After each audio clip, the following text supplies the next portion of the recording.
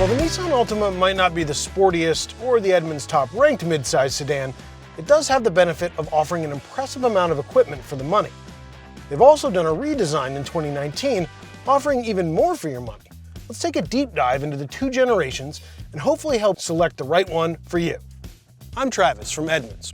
We test and review hundreds of cars and trucks every year, while CarMax buys, sells, and expertly appraises thousands.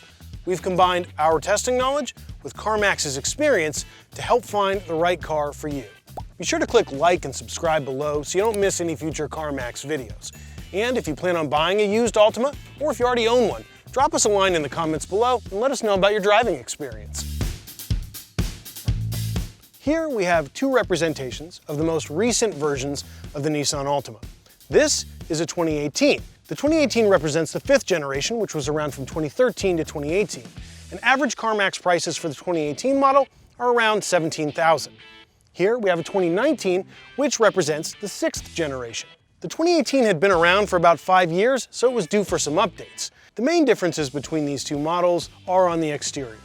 Stuff like headlights, grille, and exterior dimensions, but we'll get more into that later. Average CarMax prices for the 2019 are around $19,000. And sure, there's newer 2020 and 2021 models, but the specifications on those aren't very different. It's just small things like differences in trim levels and available equipment.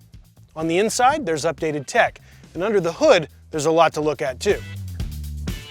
The 2018 model we have here is using the base 2.5-liter four-cylinder engine, but there was an available V6 with more power. In 2019, the base 2.5-liter engine, the one that we have here, got more power and better fuel economy, up from an estimated 31 mpg combined to 32 mpg combined. The newer 2019 turbocharged 2-liter engine can adjust its compression ratio, which is actually pretty unique and pretty dang cool if you ask me. Essentially, it can prioritize power or fuel economy depending on your driving style. With the turbocharged 2-liter, the EPA estimates that the 2019 will get 29 mpg combined, a big leap from the 2018 Altima and its V6 engine, which got an EPA estimate of 26 mpg combined. And if all those changes weren't enough, the Altima began offering all-wheel drive in 2019. You can only have all-wheel drive with the base 2.5-liter engine though, so no peppy performance version to go along with your all-weather traction. Sorry. So, what are the interiors like? Hop in and let's take a look. So we're inside the 2019 or 6th gen Altima, and things in here are much more modern, much nicer than the previous generation. It's definitely not as luxurious as some of the top class competitors, but there are a couple things worth noting that set it apart from the 5th gen.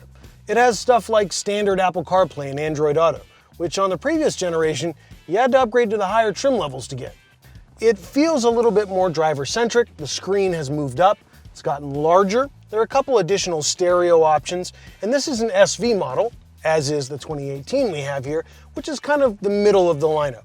The SL has a little bit nicer materials, feels less plasticky, but this is definitely an upgrade from the previous generation.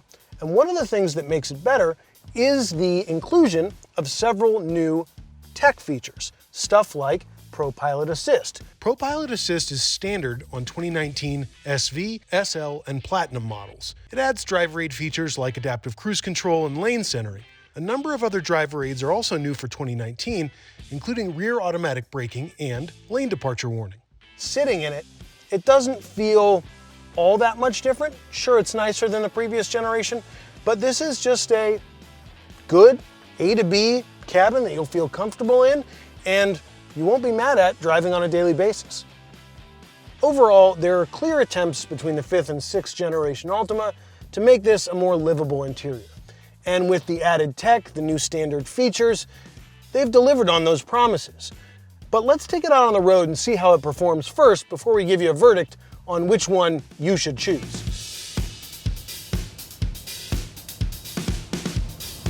The Altima is certainly comfortable enough for the daily commute, and it can be fun to drive in the right scenarios. The two models we have here are both powered by 2.5-liter four-cylinder engine, and there's some differences between the two generations. You get 9 additional horsepower and 3 additional pound-feet of torque in the 2019 model, but it's not so much that you'd notice from behind the driver's wheel. If If you really want the sporty experience, we recommend going with the older V6 or the new 2-liter turbocharged 4-cylinder. The newer Altima has much improved steering, and it's quieter and more comfortable on the highway. Now, we can attribute these changes to a couple of facts. One, the wheelbase is longer on this model, and it has different suspension components and some changes in suspension geometry that make the steering much more enjoyable. The previous generation Altima had some pretty bad steering. It was pretty sloppy, and we weren't big fans of it. But this one cleared things right up.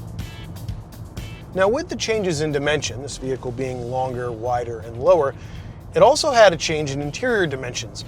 The headroom was significantly lower in this newer model than it was in the old one, but I'm 5'9", and you can see there's still plenty of space above me, lots of legroom, and the back seat's the same way.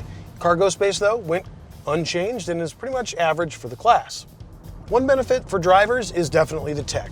The screen has gotten larger, it's moved up, it's in clearer view, and buttons are all still within close reach. It does wash out in the sun a little bit, but it's not terrible. Also included are some user-friendly driver aids like adaptive cruise control and blind spot monitoring.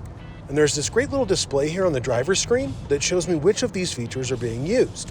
So for instance, if I go over the lane line here without signaling, it says, hey, you're drifting out of your lane. Great feature to have.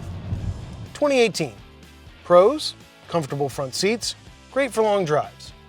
Fuel economy ratings are good for the class. Go with the sporty Altima SR, and the handling gets significantly better.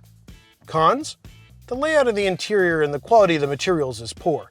Touchscreen graphics are poor, and the location makes it hard to see. Drawback of the sporty SR, a harsh ride on the highway. 2019, pros, lots of driver aid features are included. EPA fuel economy estimates are above average for the class. Cons, poor outward visibility due to thick roof pillars and a low-res rear camera. Uninspiring interior materials and a disappointing fit and finish. The Altima isn't without its positive character traits. It's offered in all-wheel drive, and it comes at a relatively low price with a lot of features for the money. Now, the Camry and the Accord, they both come in hybrid variants, so you may want to check those out for maximum MPG. And if you're looking something with a more luxury feel, we'd recommend the Mazda 6. But if you do decide to go with an Altima, we recommend the SV trim. It's right in the middle of the lineup for either of the generations, and it's more comfortable on the highway than the SR trim, which, to be fair, is a little bit more enjoyable to drive. For more videos like this, click like and subscribe. And if you want all the information on the Altima and all of its competitors, be sure to click the link for the article below.